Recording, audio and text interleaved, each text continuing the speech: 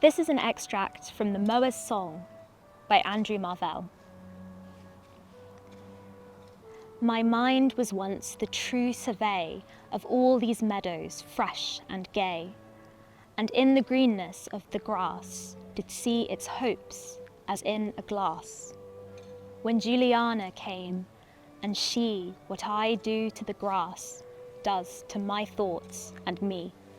Hi, my name's Francesca Gardner, and I'm an English PhD student at St Catherine's College, Cambridge. I research long 18th century pastoral poetry, which is, by one definition, a very early form of nature poetry. And I became interested in lawnmower poems because many of the poets who have written them are inspired by and experiment with this genre.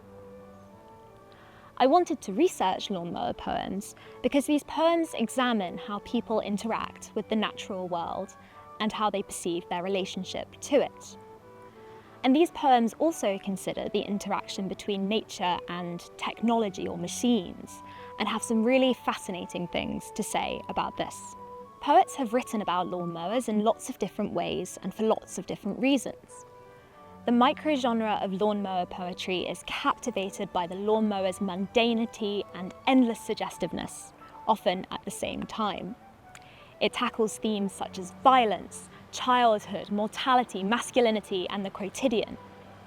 Lawnmowers injure people and animals, are flipped over and rapturously examined, are sometimes strictly controlled and sometimes ungovernable, are dull and day-to-day one minute and shockingly dangerous and disruptive the next.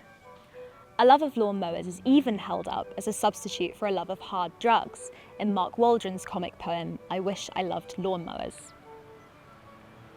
I also found that lawnmowers draw people to poetry as much as poetry draws people to lawnmowers, and there are lots of poems written by lawnmower enthusiasts. The Old Lawnmower Club's magazine Grassbox contains some fantastic examples. Lawnmower poetry perhaps had its high point in the mid to late 20th century, and while there have been a few lawnmower poems written since, I think now would be a great time for more.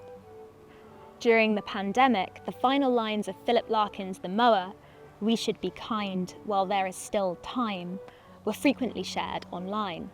And lawnmower poetry is a great vehicle for exploring our duties to the natural world and to each other.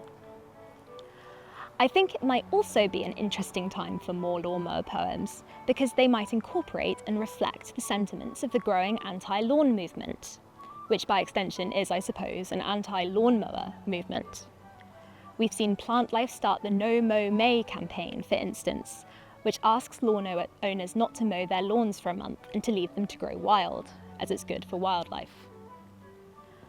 I also think there's room for poems focusing on unusual kinds of lawnmowers, either new and contemporary models, solar-powered lawnmowers, robot lawnmowers, or ones which have been hitherto neglected in poetry, such as ride-on lawnmowers.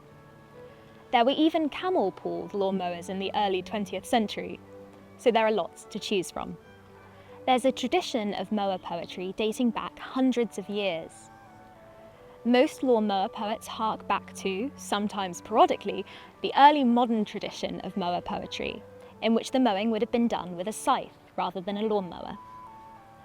The most famous of these early modern mower poets was Andrew Marvell, and his mower poems explored themes such as heartbreak and death, drawing on the biblical idea from Isaiah that all flesh is grass. There's also a section of Marvell's poem Upon Appleton House, in which a mower accidentally kills a bird hidden in the grass. Similarly, Larkin later writes of killing a hedgehog with his lawnmower. Mower and lawnmower poems are also frequently an interesting mix of the pastoral and Georgic genres of poetry, two classical forms of poetry which think about people's relationship to nature and the environment. Pastoral presents an idealised version of rural life, usually to an urban audience. Shepherds relax under trees in tranquil landscapes and sing songs while the land yields things up to them. Georgic, meanwhile, involves people having to use tools because nature isn't so generous. Lawnmower poets are interested in this tension. Lawns can be idyllic spaces, but it also takes a lot of work to maintain them. In these poems, are mowing and lawnmowers good or bad? Well, lawnmowers are labour-saving devices, which allow us to keep up with processes which will not stop for us, in this case, the grass growing.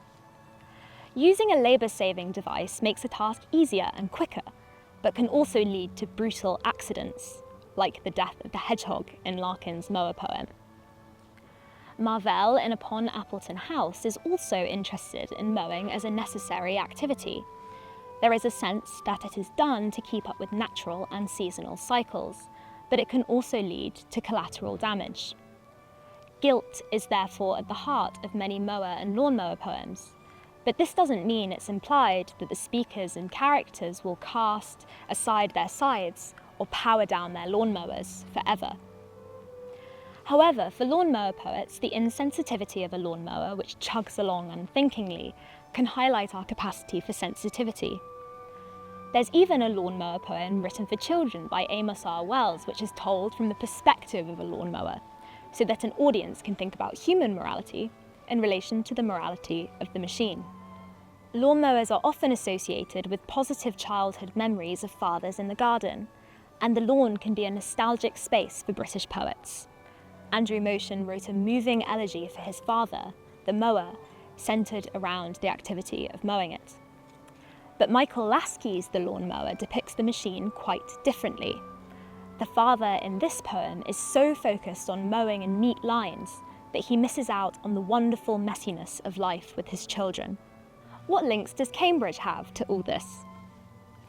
Many of the mower and lawnmower poets, including Marvell, Laskey, Motion, and J.H. Prynne, who wrote a lawnmower poem called Acquisition of Love, were or are connected to the University of Cambridge as alumni or fellows.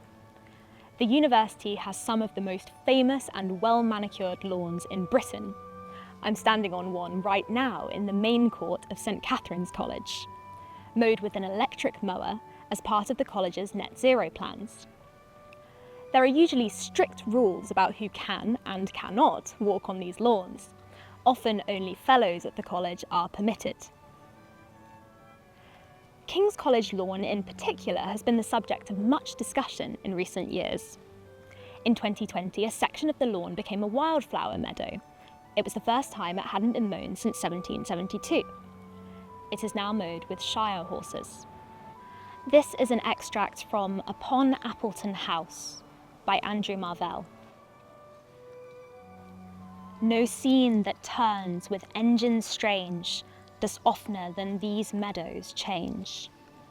For when the sun the grass hath vexed, the tawny mowers enter next, who seem like Israelites to be, walking on foot through a green sea. To them the grassy deeps divide, and crowd a lane on either side.